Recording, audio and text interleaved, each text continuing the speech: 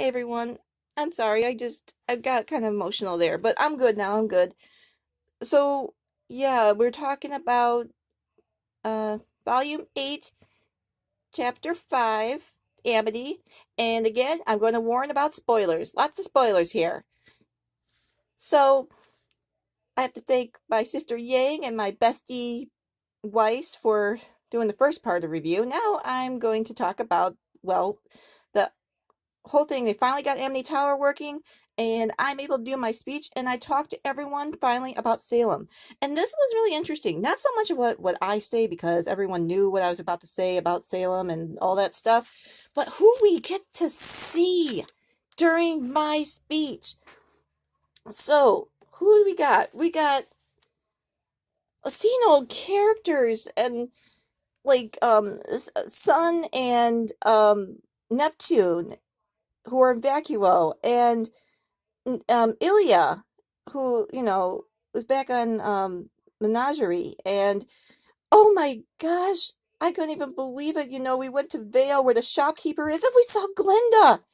And okay, um, no one ever said she was dead, but we haven't seen her since the end of volume 3.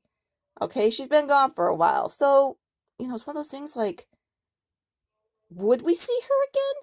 And we got to see her in the new art style and everything, and then we even see my dad, my Yang and my dad, and um, I know he's concerned, and hopefully he figures out I'm in Atlas, and he could just come to Atlas if he wants to see me. I don't know. Maybe he wouldn't be able to though come see me because I don't know what his transportation is. Uh, by the way, if any of the fans are wondering, there's some who are like, well, where's Raven? Because in the end of volume 5, we saw, her fly, um, where he was, she left the vault, and then we see my dad, and then we see her flying off.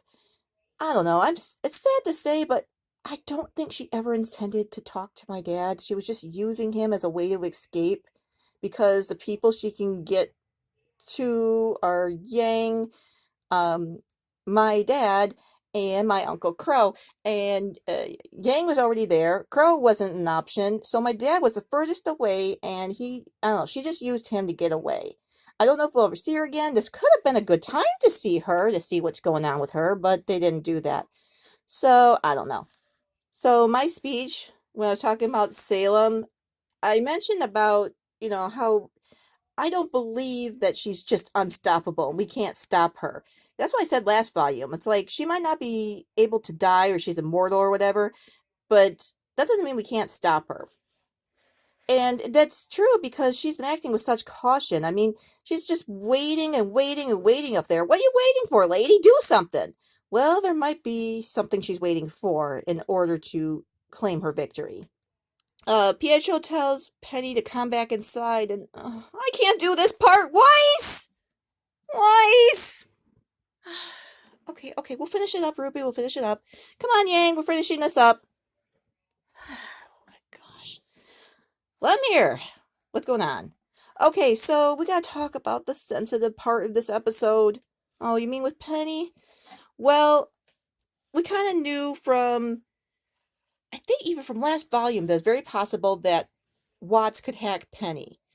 And at the end of chapter 3, we know they got the Aesop actually got a blade from Penny that we knew was going to be used later by Watts. So this was coming. We just weren't sure exactly how it was going to happen. While Penny's out there, that's when it happens. We see Watts put the little chip into her blade, and suddenly he's hacking her, and it's really weird. It's really kind of sad because like her eyes flicker red, and um she's trying to fight it, and she says something like, I have to go to the vault, which means I know it's what Ironwood wanted, was for Penny to be the Winter Maiden. Since she's the Winter Maiden, she has to open the vault so they can get the relic, so he can take Atlas up where he wants to go, save Atlas, and all that lovely stuff. But, of course, Ironwood, are you stupid to trust the bad guy? especially the guy you just bought last volume. And yeah, he he basically was just shutting Penny off. And it was pretty sad because at the end you just see this Penny just in this painful, scared voice saying "Dad," and at the end when he's calling out to her, she says, "I love you," and then that's it. That's what we get. So I'm pretty sure Penny's not dead or anything like that. I actually, I actually feel like it's gonna be worse. Like she's gonna come back all evil, and then we're gonna all have to fight her. And oh gosh, yeah. Anyway, that's that's the hard, painful scene right there. And other than that, oh yeah, I should also say because Ironwood's an idiot. He's all like getting mad at Watts, and he throws his phone at him. Whatever.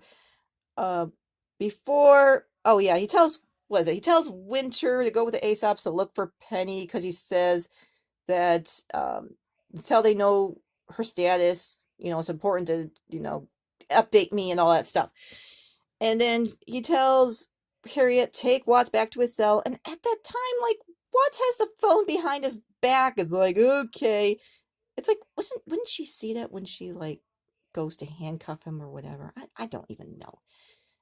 Why are they making everyone in that list look so dumb, Weiss? I don't know. It's really embarrassing. Well, the only thing left to talk about is they go to me, Jean, and Ren, and Jean. Well, we were watching the thing that Ruby was doing, and that like went out when everything else went out, and then we're heading out. I don't know, like Jean felt something or heard something or something, and we run out, and there's where the ice cracked last chapter where I talked about the ice cracking. I apologize to Ren. It's not Ren's fault. It's probably just all the like everyone just probably is panicking after the speech Ruby gave, even though she told them not to. They're probably all panicking, and that's probably what caused I can't believe I'm gonna say this. An actual river of Grim heading straight for the Kingdom of Atlas. Of course, like most likely it's gonna hit Mantle first, and maybe even um the crater where everyone is hiding out. This will be fun. So there you go. That's chapter 5. And what do you think of this one, Weiss? Well, it was honestly pretty heartbreaking for the part with Penny. I still think some dumbest decisions were made, and I don't know. Like the bad guys lost, and now they're gonna go back to Salem, and okay. It's like would it made more sense if like I don't know. I guess maybe they were making her getaway or whatever. But Penny didn't have to let Emerald or Cinder go or Neil. She could have stopped all of them, but she didn't. I'm not gonna hate on her though. Uh, she had to worry about the tower or whatever. At least Ruby got her message out. Yes, but is it a good thing? Or did it make things worse? Find out next time! Okay, so I guess we're done. Yeah, pretty much. Okay, so anyway, Ruby, you wanna end all this? Thanks, everyone, and thank you guys for helping me with this review. It was a very hard one for me. I really hope that everything will be okay with Penny, and hopefully people who know now know my message. They'll come and they'll help, and it'll just be like, what's that whole thing that where all the heroes come together and everyone just assembles and we're gonna beat the bad guy, right? So anyway, that's about it. Thank you for joining us, everyone. Please like, subscribe, and share this video. And we will come with the next one next week. Okay? Bye. See you, everyone. Goodbye.